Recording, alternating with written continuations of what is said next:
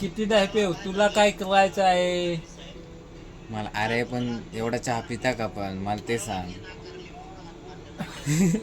असं काय बघतोय माझ्यावर इतकी नाराज आहे माझ्यासोबत बोलायला पण तयार नाही. नुसती समोर समोर आली समोर समोर आहे. तिसरा बॉक्स हा दुसरा होता तो संपवला ना, हा तिसरा यायला पण संपवतो.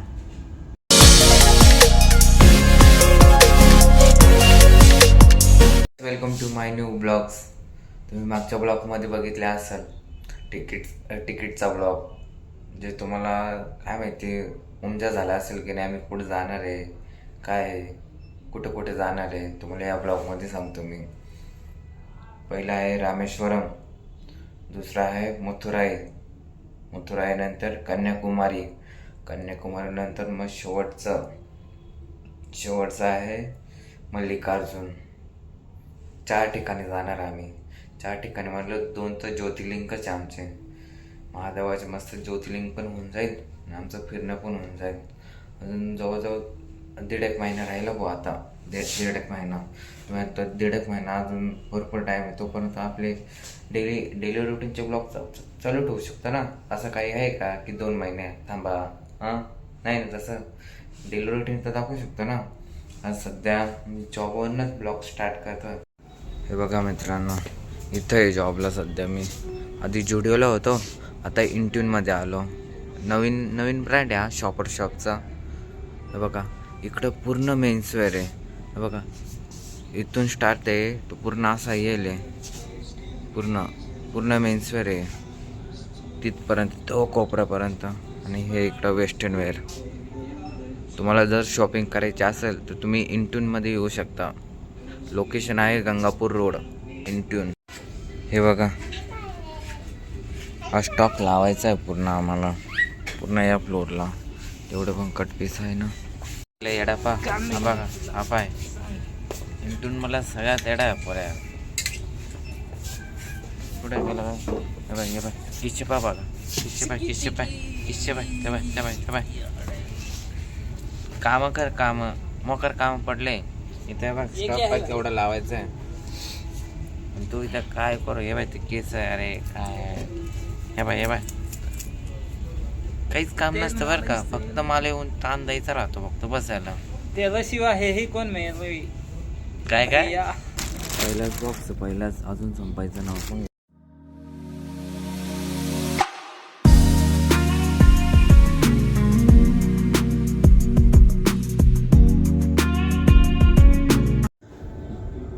अर्धा बॉक्स केलाय, अर्धा बाकी. 3 वाजले. मस्त आता जेवण करून घेतो.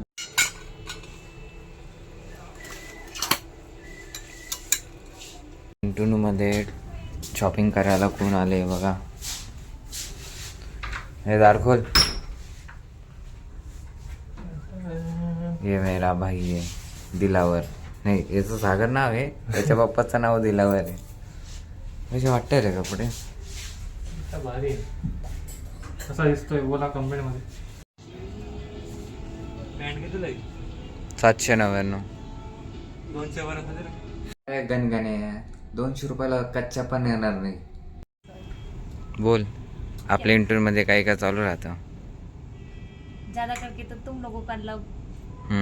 हाँ, कोई काम नहीं, जो मिले तो मेरे ही पास आते हो लाइन 99% मारने के लिए. भाई क्या मैं तुम्हारी स्पेशली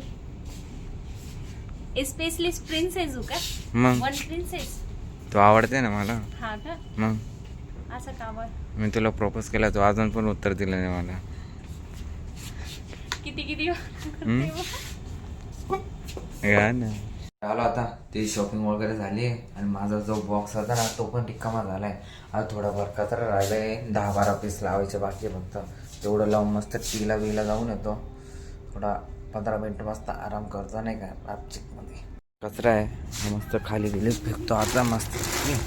आणि हे 10-12 पीसच राहिले एवढं. मग ह्यावरून टीला बिला जाऊन येतो. बाकीचं म्हणता हा सेटअप वगैरे खराब झाला आहे तर मग मारून घेतो. बघा बरं आहे, कस्टमर गर्दी कमी होती म्हणून एवढं जास्त खराब नाही झालं आहे. नॉर्मली खराब झालं आहे. करून घेतो आता. चालू आहे आणि ते रिप्लेसमेंट स्टॉक. काय म्हणता सर? हाय कितीदा पेव तुला काय करायचं आहे?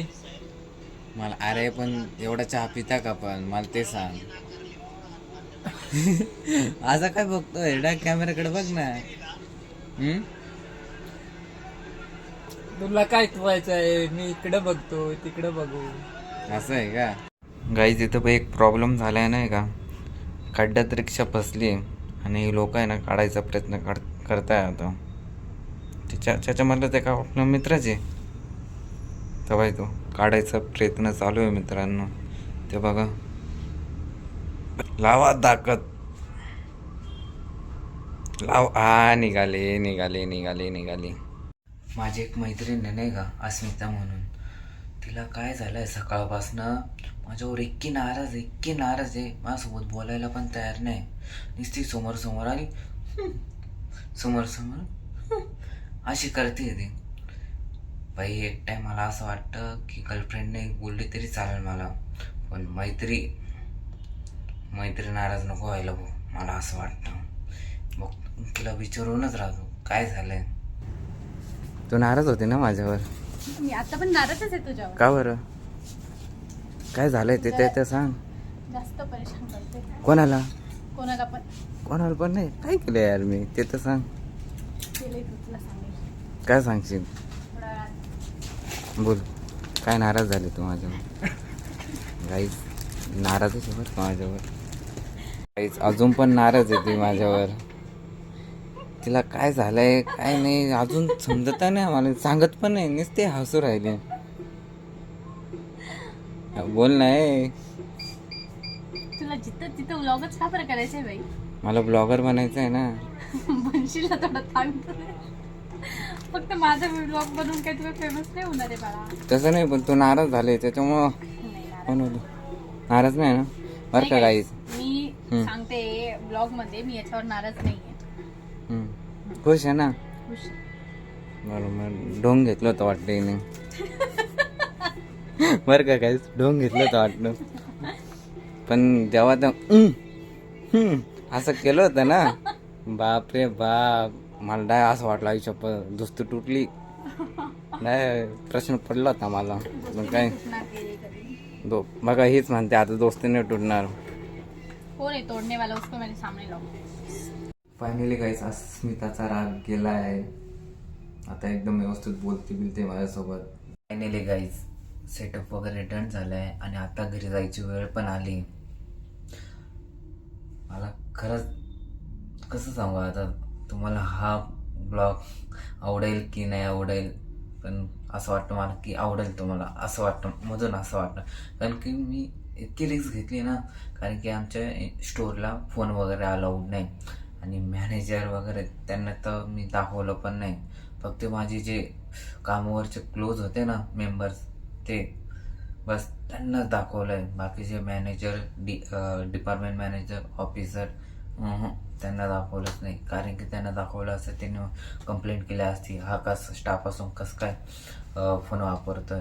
त्याच्यामुळे मी त्यांना काहीच घेतलं नाही आणि मोजकेच लोक दाखवले जे माझे क्लोज होते तेच बस. आणि खूप रिस्क घेतली काही, खूप म्हणजे खूप. जे तुम्ही विचार करा ना, चारही साईडला कॅमेरे आणि फोन अलाउड नाही आम्हाला. तरी मी माझ्या काय म्हणतो मुंगळा आहे ना, मुंगळा तो होता. म्हटलं काही करून मी इंटरनेटचा एक ब्लॉग बनवेल, कसं काम करतो वगैरे. आणि काय आम्हाला असं वाटतं आम्हाला की 10-10, 12-12 घंटे जे आम्ही करतो ना, सोपं नाही बाबा. 10-10 घंटे उभं राहावं लागतं आम्हाला. अवघड. म्हटलं याचा एक ब्लॉग तरी पाहिजे म्हटलं, म्हणून मी काढला आणि खूप रिस्क घेतली. बस एवढंच म्हणणं होतं. आणि जर गाईज तुम्हाला जर ब्लॉग आवडला असेल नक्की सबस्क्राईब, लाईक, कमेंट करा. जेवढे पण तुमचे मित्र वगैरे असेल त्यांना शेअर करा.